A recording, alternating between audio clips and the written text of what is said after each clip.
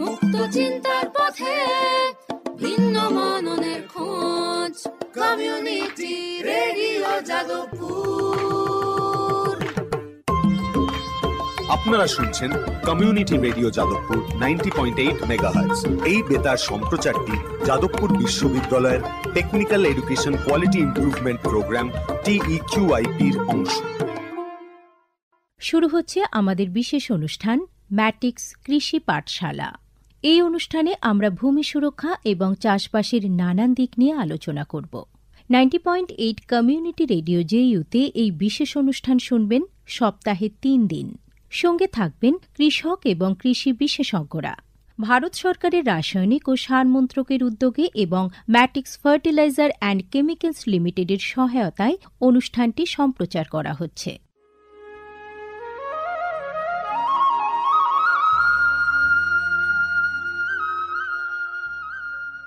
অর্থনৈতিক বিষয় সংক্রান্ত ক্যাবিনেট কমিটি তাদের 28 জুন 2023 সভায় পিএম প্রণাম নামক একটি প্রকল্প অনুমোদন করেছে। এই প্রকল্পের উদ্দেশ্য হল ধরিত্রী ও মৃত্তিকার পুনরুদ্ধার, পুষ্টি, উন্নতি সাধন এবং তা নিয়ে সচেতনতা বৃদ্ধি। গ্রামীণ স্তর থেকে শুরু করে আমাদের সকলের প্রচেষ্টা মাতৃভূমির যত্ন ও স্বাস্থ্য রক্ষার জন্য এই অনন্য পদক্ষেপকে ফলপ্রসূ করে তুলতে পারে। এই প্রকল্পের মূল লক্ষ্য হল কৃষিতে রাসায়নিক সার এবং কীটনাশকের অত্যধিক ব্যবহার দূর করা। বাড়তি ফলনের জন্য সার ও কীটনাশকের অতিরিক্ত ব্যবহার মাটিকে অসুস্থ করে তুলছে, কমিয়ে দিচ্ছে তার উৎপাদন ক্ষমতা। মাটির পুষ্টি আর সুরক্ষার জন্য প্রাকৃতিক অথবা জৈব সারের ভূমি পরীক্ষা ভিত্তিক সুষম ব্যবহার করা প্রয়োজন। পাশাপাশি দরকার জৈব ও প্রাকৃতিক চাষ পদ্ধতি এবং সম্পদ সংরক্ষণ প্রযুক্তি, যেমন সমন্বিত কৃষি ব্যবস্থা, ক্ষুদ্র সেচ, মালচিং, মাটির ক্ষতিকারক খনন না করা, ঘুরে ফিরে বিভিন্ন ফসলের চাষ ইত্যাদি। চাষবাসের এই টেকসই পদ্ধতিগুলো মাটির উর্বরতা বাড়াবে, পরিবেশ দূষণ কমাবে এবং দীর্ঘমেয়াদী উৎপাদনশীলতাকে শক্তিশালী করবে। সারের সুষম ব্যবহার শুধু মাটিই নয়, সার্বিকভাবে পরিবেশের স্বাস্থ্য রক্ষা করে। সুষম সার ব্যবহারের অর্থ হল উদ্ভিদকে তার প্রয়োজনীয় পুষ্টি উপাদানগুলি সঠিক পরিমাণে এবং অনুপাতে, সঠিক সময়ে এবং উপযুক্ত পদ্ধতিতে দেওয়া। সংশ্লিষ্ট রাজ্য বিশ্ববিদ্যালয়গুলি ইতিমধ্যেই তাদের এলাকায় উৎপাদিত ফসলের প্রয়োজন অনুসারে এর ডোজগুলি নির্ধারণ করেছে। সঠিক মাত্রায় সার ব্যবহার করলে ফলন যেমন বাড়বে, তেমনি বাড়বে ফসলের গুণমান। ভালোভাবে পোষিত মাটিতে ফলানো ফল, শাকসবজি ও শস্য প্রয়োজনীয় পুষ্টিতে ভরপুর আর সুস্বাদু হয়। ফলনের বৃদ্ধি আর উন্নত গুণমান আমাদের কৃষকদের জন্য নিয়ে আসবে বেশি মুনাফাও। শুধু বেশি ফসল নয়, উন্নততর ফসল আমাদের লক্ষ্য। এই কৌশলে লাভবান হবে প্রত্যেকে, আমাদের কৃষকরা, আমাদের পরিবেশ এবং সর্বোপরি আমরা সকলে। বিচার বিবেচনার সঙ্গে পরিপোষক ব্যবহার করলে কেবল ফলনই বাড়ে না, প্রজন্মের পর প্রজন্ম জমি থাকে উর্বর। সুতরাং আসুন, একটি উজ্জ্বল এবং স্থায়ী কৃষি ভবিষ্যতের জন্য আমরা সুষম সার ব্যবহারের প্রচার ও অনুশীলন চালিয়ে যাই।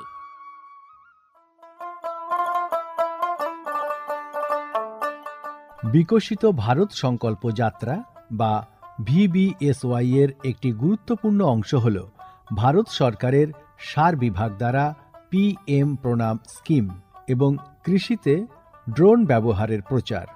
সারের সুষম ব্যবহার এবং ন্যানো সারের ব্যবহার নিশ্চিত করার কাজে সার বিভাগ বিভিন্ন সংস্থা ও মানুষকে নিযুক্ত করেছে, যেমন বিভিন্ন সার উৎপাদনকারী সংস্থা, প্রধানমন্ত্রী কৃষি সমৃদ্ধি কেন্দ্র বা PMKSK গুলি, ফিল্ড অফিসার এবং নোডাল অফিসারদের। VBSY এর একটি প্রধান দিক হল বিভিন্ন শস্য এবং গাছপালার ওপর ন্যানো এবং জল দ্রবণীয় সার স্প্রে করার কাজে ড্রোনের ব্যাপক ব্যবহার। এই উদ্যোগের ফলে ২৯টি রাজ্য ও কেন্দ্রশাসিত অঞ্চলের বিভিন্ন জেলায় হাজার হাজার ড্রোন প্রদর্শন হয়েছে। এই পদ্ধতিটি হাতে কলমে দেখিয়ে দেওয়ায় আধুনিক কৃষি প্রযুক্তি গ্রহণের সুবিধাগুলি মানুষের কাছে আরও স্পষ্ট ও বিশ্বাসযোগ্য হয়ে উঠেছে। এই জনসংযোগ কর্মসূচিগুলি দীর্ঘমেয়াদী কৃষি অনুশীলনের সুফল সম্পর্কে নাগরিকদের অবহিত করতে একটা বড় ভূমিকা পালন করেছে। সারা দেশ জুড়ে লক্ষাধিক দর্শক ড্রোনের প্রদর্শনী প্রত্যক্ষ করেছেন। প্রচলিত ইউরিয়ার চেয়ে ন্যানো ইউরিয়ার উপকারিতা বিষয়ে সচেতন হয়ে কৃষকরা ন্যানো সার প্রয়োগে গভীর আগ্রহ দেখিয়েছেন। এই কর্মসূচির আলাপ আলোচনায় উঠে এসেছে জৈব চাষের উপযোগিতা, যা প্রমাণ করে চাষের এই সব অনুশীলনগুলি নিয়ে কৃষকদের সচেতনতা। উৎসাহী কৃষকরা কৃষিতে ড্রোন প্রযুক্তির বিষয়ে আগ্রহ প্রকাশ করেছেন। এই আধুনিক কৌশলগুলির অর্থনৈতিক কার্যকারিতা কৃষকদের নতুন দিশা দেখিয়েছে, কৃষিতে এক স্থায়ী এবং সাশ্রয়ী পদ্ধতির পথ প্রশস্ত করেছে। মাননীয় প্রধানমন্ত্রী মহিলা কিষাণ ড্রোন কেন্দ্র চালু করেছেন।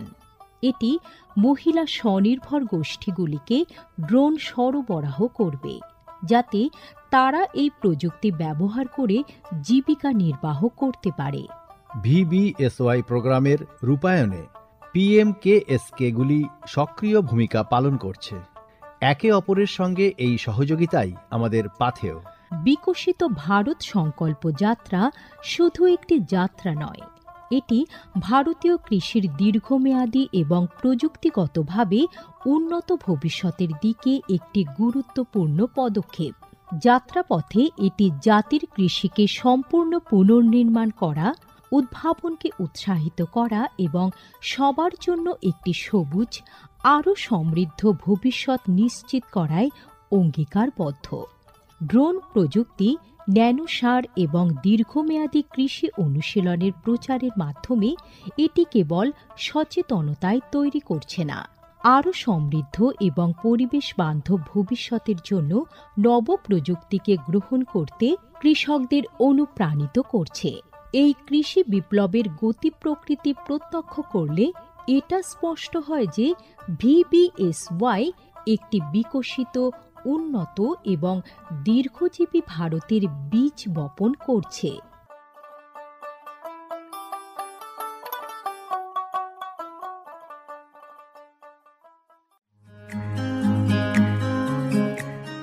ভারতের যে সার কোম্পানিগুলি সবচেয়ে দ্রুত গতিতে বৃদ্ধি পাচ্ছে, ম্যাটিক্স ফার্টিলাইজার্স অ্যান্ড কেমিক্যালস লিমিটেড তার মধ্যে অন্যতম। পশ্চিমবঙ্গের পানাগড়ে অবস্থিত তাদের কারখানায় বছরে 12.5 লক্ষ টনের ওপর ইউরিয়া সার উৎপাদন হয়। ভারত সরকারের গ্রিনফিল্ড প্রজেক্ট হিসেবে স্বীকৃত এই কারখানায় তৈরি হয় ডক্টর ফসল। ইতিমধ্যেই যা পূর্ব ভারতের সর্বাধিক বিক্রিত ইউরিয়া সার হয়ে উঠেছে। কৃষি উন্নয়ন ও ভূমি সুরক্ষা, ক্ষুধা, অপুষ্টি ও দারিদ্র্য দূরীকরণ, গ্রামীণ এলাকা ও বস্তি উন্নয়ন, লিঙ্গ সাম্য, পরিবেশ, স্বাস্থ্য, শিক্ষা ইত্যাদি নানান বিষয়ের উপর জোর দেয় ম্যাটিক্সের CSR প্রকল্পগুলি।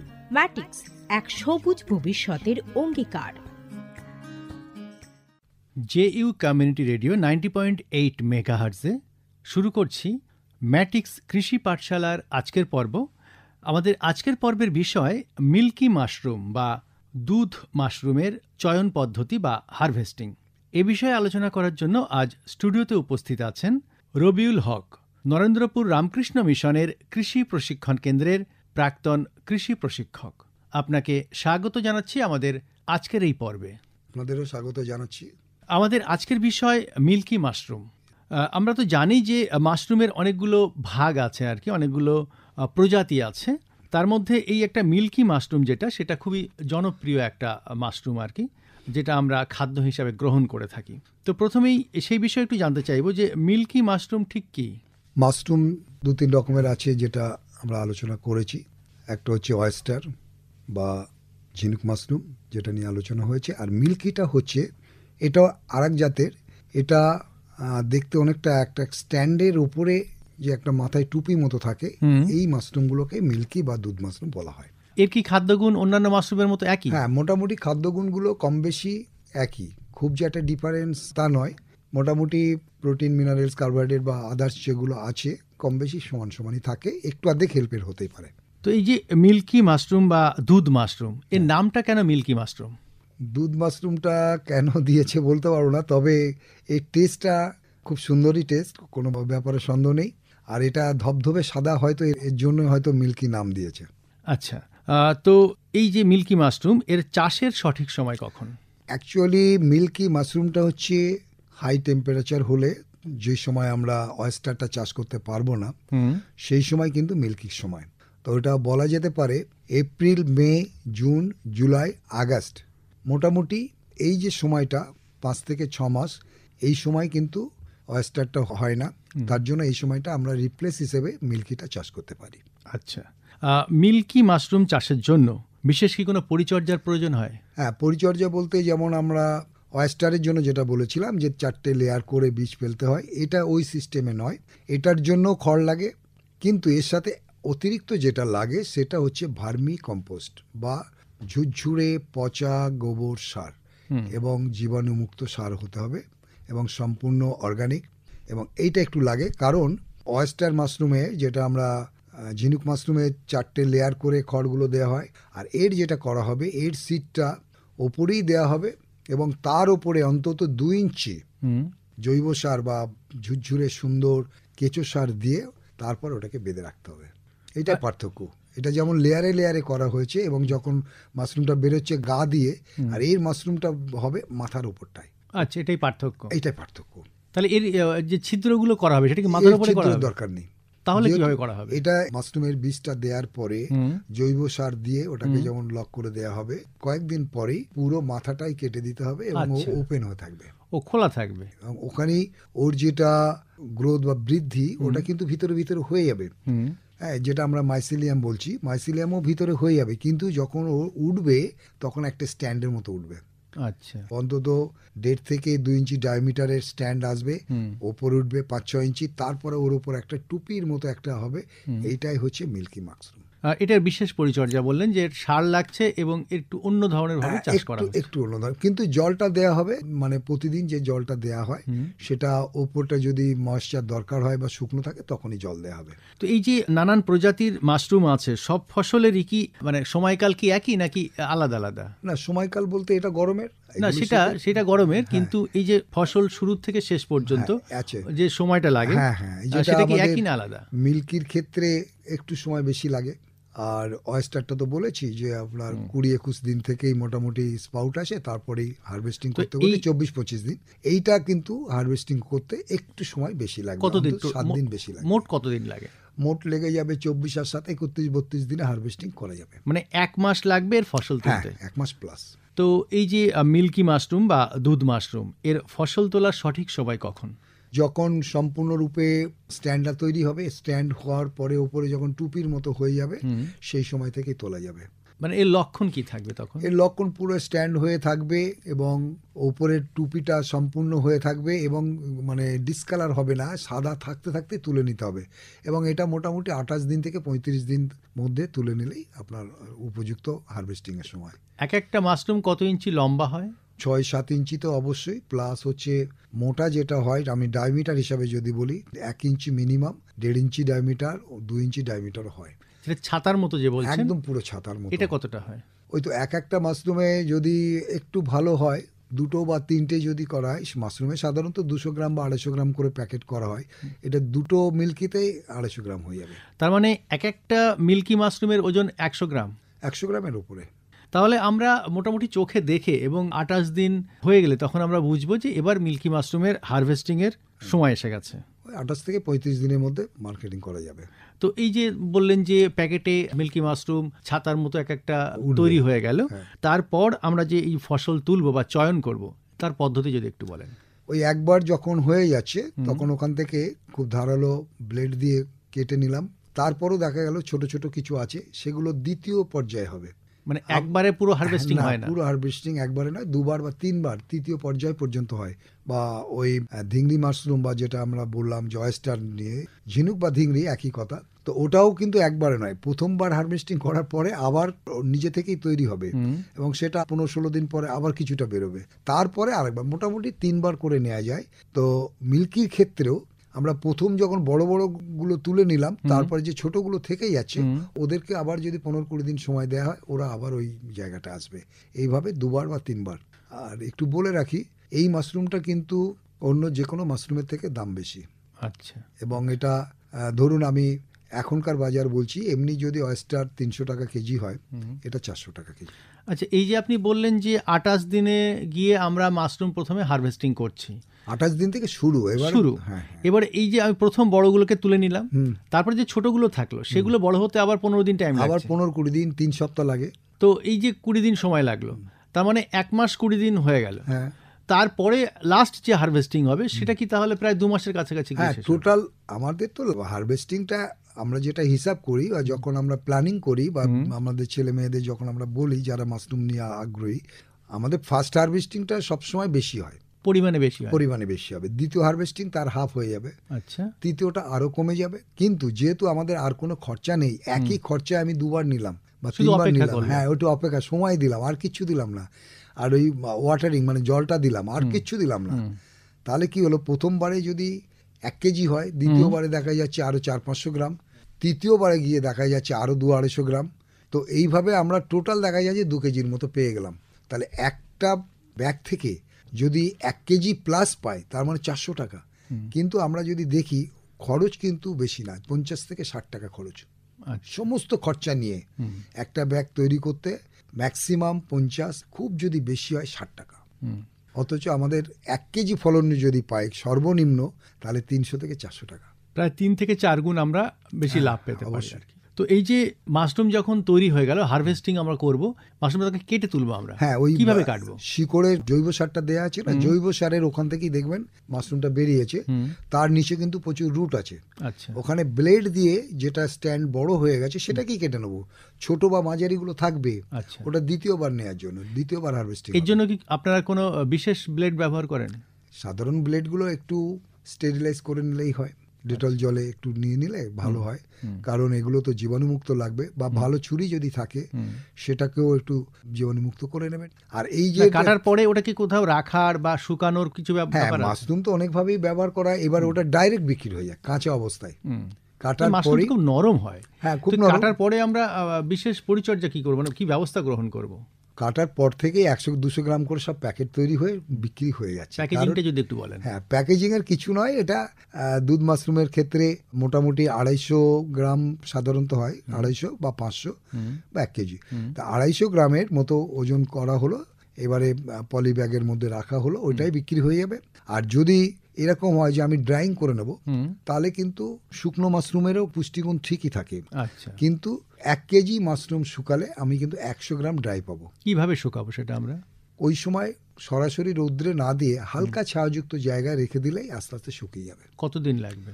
ওটা সময় লাগবে 3 সপ্তাহের উপরে। তো উল্টে উল্টে দিতে হবে এরকম কোনো ব্যাপার হ্যাঁ, আছে? একটু দরকার হলে যদি একটা লেয়ার থাকে তো এবার একটু উল্টে পাল্টে দিলে ওটা শুকিয়ে যায়। এখন অনেক বড় বড় মাশরুমে যারা ওই ব্যাপক হারে চাষ করছে, তারা ড্রায়ার মেশিন রেখেছে, দরকার হলে ওখানেই শুকিয়ে নিচ্ছে। কারণ 10 ভাগের 1 ভাগ হয়ে যাবে। যদি আমি 1 কিলো মাশরুমকে শুকাই 100 গ্রাম পাবো। আচ্ছা, এই যে আমরা কাঁচা মাশরুম বা প্রথম তুলে যে মাশরুমটা আমরা খাচ্ছি, হ্যাঁ, রান্না করছি, আবার এই শুকনো মাশরুমও আমরা রান্না করছি, তো এই দুটোর মধ্যে পার্থক্য কি আছে? পার্থক্য, প্রথমে যেটা আমরা কাঁচা অবস্থায় রান্না করে খাচ্ছি, আর এটা যখন জল পাবে এও কিন্তু আস্তে আস্তে ফুলে বড় হবে। আচ্ছা, তো দুটোর মধ্যে স্বাদের খুব একটা ডিফারেন্স দেখতে পাই না। আর পুষ্টিগুণ তো থেকেই যাচ্ছে, কারণ আমরা যখন শুকাচ্ছি শুধুমাত্র ময়েশ্চার লস, অর্থাৎ আর্দ্রতাটুকু লস হচ্ছে, বাকি খাদ্যগুণ কিন্তু থেকে যাচ্ছে। আর এটা প্যাকিং করলে সুবিধা হয়, অসময়ে খাওয়া যায়, কাউকে দূরে পাঠানো যায়, অনেক সুবিধা আছে। মানে শুকনো করলে? হ্যাঁ, শুকনো করলে। এই যে কাঁচা মাশরুমটা আমরা যখন তুললাম, তোলার পরে আমরা বাজারজাতকরণ করছি বা রান্না করছি, কতদিন পর্যন্ত এটাকে ব্যবহার করা যেতে পারে? না, কাঁচা মাশরুমে তোলার আপনার 2 থেকে 3 দিনের মধ্যে খেয়ে ফেলতে হবে। আর তা না হলে এটাকে এয়ার টাইট করে যদি ফ্রিজের নিচের দিকটা যেখানে সবজি টবজি রাখা হয়, তাহলে আপনি অন্তত 1-2 মাস রাখতে পারবেন, কিন্তু এয়ার টাইট করে। আচ্ছা, ধরুন আমরা কাঁচা মাশরুম রাখলাম, সেটা খাবার উপযুক্ত কি না সেটা আমরা কিভাবে বুঝবো? কারণ ওটা তো দেখলেই বোঝা যাবে, একদম মানে যেমন মাশরুম তেমনই থাকবে। এবং ওটাকে ছোট ছোট পিস পিস করে কাটবেন। রান্নাটাও অতি সহজ, খুব সহজভাবে যদি বলি, মুরগির মাংস রান্না করতে যা যা মশলাপাতি লাগে তাই নেবেন, দেখবেন আপনি অন্যরকম টেস্ট। সেটা কাঁচা বা শুকনো একই? হ্যাঁ, একই। আর শুকনোটাকে কি ভিজিয়ে রেখে রান্না হ্যাঁ, করতে হয়? শুকনোটাকে একটু ভিজিয়ে নেবেন এবং ওটা যখন জল পেয়ে রান্না হবে ও আবার আস্তে আস্তে ফুলে যাবে এবং টেস্টও একই থাকবে। আচ্ছা, তাহলে মোটামুটি মাসখানেক যখন হয়ে যাচ্ছে এই মিল্কি মাশরুমে, তখন আমরা এটাকে চয়ন করতে পারবো বা হারভেস্টিং করতে পারবো বলে আমরা ধরে নিচ্ছি। হ্যাঁ, বেশ পরিপূর্ণ হয়ে যাচ্ছে, সেই সময় আমরা এটাকে তুলছি, তোলা হবে এবং ছুরি দিয়ে ব্যবহার করা কাটছি। হবে। হ্যাঁ, তো এটা কি কোনো নির্দিষ্ট সময় আছে, সকালে বিকেলে বা দুপুরে কখন? না ওটা কোনো ব্যাপার না, যেহেতু মাশরুম ঘরের মধ্যেই হয়, অতএব ওখানে ডাইরেক্ট সানলাইট বা সূর্যের আলো আসছে বা জলের ছাটা ওসব তো কিছু নেই, অতএব আমরা যখন তখন ওটা হারভেস্টিং করতেই পারি। এটা সাধারণত যেটা করা হয়, মাশরুম যখন রেডি হয়ে যায় কাস্টমার এলেই তাদের সামনেই কেটে দেওয়া হয়। আচ্ছা, 500 গ্রাম 1 কেজি যার যেমন লাগে করা হয়। আচ্ছা, ধরুন আমার এখন চাষি বন্ধু আসছেন না, একটু দেরি হচ্ছে, তো এই যে মিল্কি মাশরুমটা 28-30 দিন বয়স হয়ে গেছে, 35, হ্যাঁ, 35 দিন বয়স হয়ে গেছে, তখন কি আরো কিছুদিন রাখা যাবে? রাখতে হবে ডিসকালার হওয়ার আগে পর্যন্ত। আচ্ছা, ডিসকালার হলে কেমন হয়ে যাবে? ডিসকালার হলে একটু হলদে হলদে ভাব হয়ে যাবে, তখনই বুঝতে হবে যে এটা ওভার ম্যাচিওর। সেটা খাওয়া যাবে না? না, খাওয়া যাবে, অসুবিধার কিছু নেই, কিন্তু ওই টেস্ট পাওয়া যাবে না।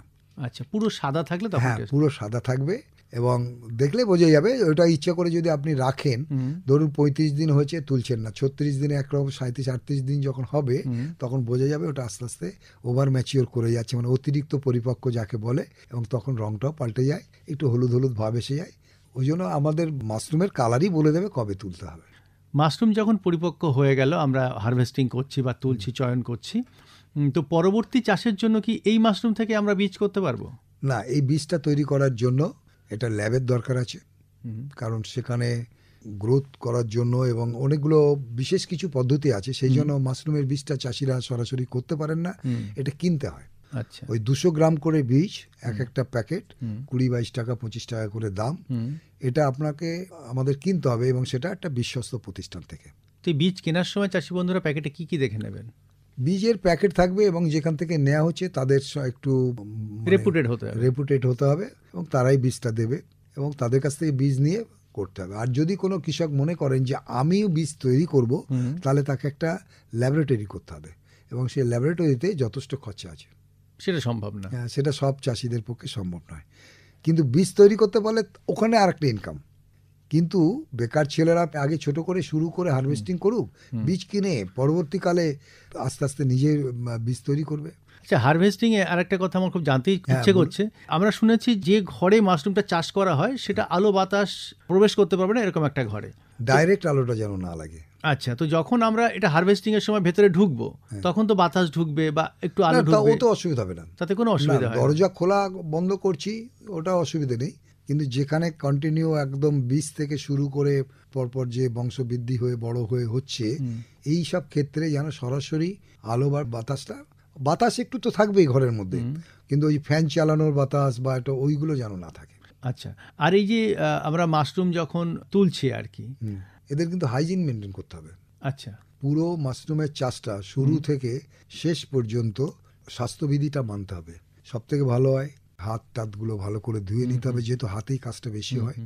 ওয়াশ করে নিয়ে অথবা গ্লাভস পরে যদি কাজগুলো করে তাহলে খুব ভালো। আর একটা জিনিস, মাশরুম ঘরে যেই হোক না কেন কাউকে সরাসরি ঢুকতে দেওয়া হবে না, আচ্ছা, কারণ বাইরের লোক এলেই কিন্তু আবার বিভিন্ন রোগ জীবাণু ছড়িয়ে যায়, যেহেতু এটা নিজেই ছত্রাক। অতএব এটা খুব সাবধানতা অবলম্বন করতে হবে, বিশেষ করে যারা কাজ করছে তারা ছাড়া বাইরের লোক যেন হাত না দেয়। আর যদি দেখতে চায় বা শিখতে চায় বা যদি ট্রেনিংও হয়, তাদের কিন্তু হাত এবং পা এবং মুখ সুন্দরভাবে পরিষ্কার করে ধুয়ে পরিষ্কার করে সাবান দিয়ে এবারে মাশরুম ঘরে ঢুকতে হবে। দরকার হলে চুন ছড়ানো থাকবে, চুনে পা দিয়ে ঘরে ঢুকবে। জুতো চলবে না, বাইরে জুতো সম্পূর্ণ বাইরে রাখতে হবে। আচ্ছা, বেশ কারণ সাবধানতা অবলম্বন করতে হ্যাঁ, হবে। এই হাইজিনটা কিন্তু প্রথম থেকেই মেনটেন করতে হবে। তো এই হারভেস্টিং এর সময় কি জল দেওয়ার কোনো ব্যাপার আছে? ওই তো যখন স্প্রাউটটা এসে যাবে তখন কিন্তু দুবার জল দিতে হবে, কিভাবে সকালে দেবে? একবার সন্ধ্যা একবার, এবং সেটা জলটা স্প্রে করে। আচ্ছা, সেই জল কি শুধুই জল? হ্যাঁ, শুধু জল। আচ্ছা, কতটা জলের জল, মধ্যে কতটা মোটামুটি আমাদের ধরুন যদি আমার 50টা ব্যাগ থাকে তা 5 থেকে 6 লিটার জল হলে আমি একবার জল দিতে পারবো, কারণ স্প্রে মেশিনের মধ্যে দম দিয়ে জলটাকে ধোঁয়ার মতো করে নিতে হবে। স্প্রেটাকে তো কন্ট্রোল করা যায়, মোটা করা যায়, সরু করা যায়, একদম ধোঁয়ার মতো হয়ে যাবে, ওইটাই মোটামুটি এপাশ ওপাশ করে একবার করে স্প্রে করে দিতে হবে। এবারে এরকম একবার সকালে একবার সন্ধ্যেবেলা। কখন না, যখন স্পাউট গুটিটা বেরোনোর পরে তার আগে জলের দরকার নেই। তারপরে প্রতিদিনই 2 বার জল দিতে হবে। আচ্ছা, মানে হারভেস্টিং এর সময় দিতে হবে। হ্যাঁ, এবার হারভেস্টিং হচ্ছে, তারপরে ধরুন হারভেস্টিং এর পরে কিছুটা থেকে গেল, নতুন নতুন কুড়ি থেকে গেল, ওটাও জল দিতে হবে প্রতিদিন। কিভাবে না, হালকা স্প্রে, ভিজিয়ে দেওয়ার মতো নয়, ড্রপিং ওয়াটারও নয়, হালকা করে, যেমন আমাদের সেলুনে যেরকম জলগুলো ব্যবহার করে ওই রকম ধরনের ড্রপ করে করতে হবে। এটা কিন্তু সকালে একবার, সন্ধ্যা একবার, 2 বার করতেই হবে। আচ্ছা, তবে মাশরুমের একটা কথা একটু বলি, সেটা হচ্ছে যে ছোট্ট ঘরের মধ্যে ধরুন আপনার 10x10 বা 10x15 একটা রুম পাওয়া গেল, যার জানলা দরজা আছে, এইরকম একটা জায়গাতে 150 থেকে 200 ব্যাগ আমরা অনায়াসে করতে পারি। এবং একটা ব্যাগের পিছনে কম বেশি বলছি, সর্বোচ্চ খরচ 50 টাকা, কারণ আমার 20 থেকে 25 টাকা বীজের খরচ, একটা পলিথিনের ব্যাগ 5 টাকা করে খরচ, খড় যদি থাকে 3 কিলো তার একটা দাম, সব কিছু হিসাব করে দেখেছি 50 থেকে 60 টাকা। তো যারা নতুন শুরু করছেন তারা যদি ঠিকমতো পদ্ধতি অবলম্বন করে সর্বনিম্ন 1 কেজি পাবে। অয়েস্টার মাশরুম হলে 300 টাকা, মিল্কি হলে 400 টাকা। এবার এটাকে পাইকারিও যদি ধরি, যে আমার কাছ থেকে নিয়ে বিক্রি করবে, ঠিক আছে 200 টাকা তো পাবো, তাহলে এখানে কিন্তু আমরা খরচ করছি 60 টাকা, পাবো একটা ব্যাগে 200 টাকা, অর্থাৎ 150 টাকা, 140 টাকা আমরা লাভ করার জায়গা আছে। সেটা কিন্তু মাশরুমের ক্ষেত্রেই সম্ভব। তাহলে একটা ব্যাগ থেকে বলছেন যে 1 কেজি মিনিমাম আমাদের মাশরুম হবে। সর্বোচ্চ কতটা হতে পারে? সর্বোচ্চ ওই যে 3 বারে হবে, ফার্স্ট হারভেস্টিং এ তো হবে না, 3 বার করলে 2 কেজির উপরে হয়ে যায়। ওই যে প্রথমে একটু বেশি হবে, 700-800 হলো, তারপরেরটা 400 হয়ে যাচ্ছে, তারপরে 200 হচ্ছে, এরকম ভাবে। তো এই হারভেস্টিং এর একদম শেষ সময় কখন? মিল্কি হোক বা অয়েস্টার হোক, ওই 3য় বার পর্যন্ত ম্যানাপ। তারপরে মাসটা যদি একটু বলেন, কোন মাসে আমাদের মিল্কি মাশরুমের শেষ সময় হারভেস্টিং? শেষ সময় বলতে মিল্কিটা এই চাষ করা শেষ হয়ে গেল, এখন কিছু কিছু মিল্কি পাওয়া যাবে। এরপরে তার মানে আমাদের শুরু হয়েছে এটা এপ্রিল মাস থেকে, এপ্রিল, মে, জুন, জুলাই, আগস্ট, এই যে 4-5 মাস এটা হচ্ছে মিল্কির মানে চাষ করা এবং ফসল তোলা সব কিছু। এইবারে সেপ্টেম্বর মাস থেকে শুরু হয়ে যাবে অয়েস্টার। তাহলে এই সময় আমরা মিল্কি মাশরুমের হারভেস্টিংটা সবে শেষ হয়ে গেল। হ্যাঁ, বেশ, আমাদের অনুষ্ঠানও শেষ করতে হবে, কারণ আমাদের ম্যাটিক্স কৃষি পাঠশালার সময় আজকে শেষ। আমাদের আজকের পর্বের বিষয় ছিল মিল্কি মাশরুম বা দুধ মাশরুমের চয়ন পদ্ধতি বা হারভেস্টিং। এ বিষয়ে আলোচনা করলেন নরেন্দ্রপুর রামকৃষ্ণ মিশনের কৃষি প্রশিক্ষণ কেন্দ্রের প্রাক্তন কৃষি প্রশিক্ষক রবিউল হক। আপনাকে অনেক অনেক ধন্যবাদ। আপনাদের সকলকে অনেক অনেক ধন্যবাদ।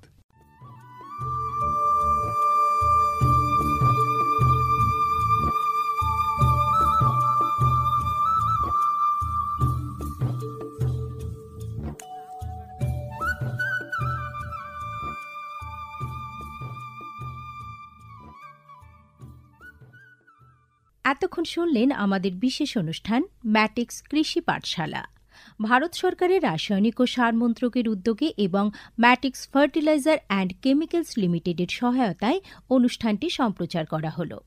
কেমন লাগলো এই অনুষ্ঠান আমাদের জানাতে পারেন 0332457262 নম্বরে। আপনারা আমাদের মেইলও করতে পারেন radioju@gmail.com এ। আমাদের ইউটিউব চ্যানেল রেডিও জেইউ, এখানেও আপনারা এই বিশেষ অনুষ্ঠানটি শুনতে পারেন। আর আমাদের ইনস্টাগ্রাম আইডি radio_JU আপনারা ফলো করতে পারেন। আজকের মতো ম্যাটিক্স কৃষি পাঠশালা এ পর্যন্তই। শুনতে থাকুন কমিউনিটি রেডিও জেইউ 90.8 মেগাহার্টজে। ভারতের যে সার কোম্পানিগুলি সবচেয়ে দ্রুত গতিতে বৃদ্ধি পাচ্ছে ম্যাটিক্স ফার্টিলাইজার্স অ্যান্ড কেমিক্যালস লিমিটেড তার মধ্যে অন্যতম। পশ্চিমবঙ্গের পানাগড়ে অবস্থিত তাদের কারখানায় বছরে 12.5 লক্ষ টনের ওপর ইউরিয়া সার উৎপাদন হয়। ভারত সরকারের গ্রিনফিল্ড প্রজেক্ট হিসেবে স্বীকৃত এই কারখানায় তৈরি হয় ডক্টর ফসল। ইতিমধ্যে যা পূর্ব ভারতের সর্বাধিক বিক্রিত ইউরিয়া সার হয়ে উঠেছে। কৃষি উন্নয়ন ও ভূমি সুরক্ষা, ক্ষুধা, অপুষ্টি ও দারিদ্র্য দূরীকরণ, গ্রামীণ এলাকা ও বস্তি উন্নয়ন, লিঙ্গ সাম্য, পরিবেশ, স্বাস্থ্য, শিক্ষা ইত্যাদি নানান বিষয়ের উপর জোর দেয় ম্যাটিক্সের সিএসআর প্রকল্পগুলি।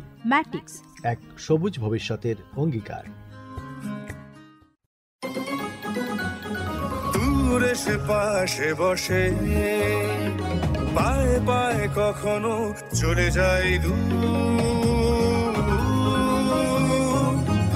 এ জীবন উদযাপনের সুর, রেডিও রেডিও জাদু এগিয়ে চলার সুর, রেডিও রেডিও জাদু। 90.8 megahertz, Community Radio, Jadavpur University.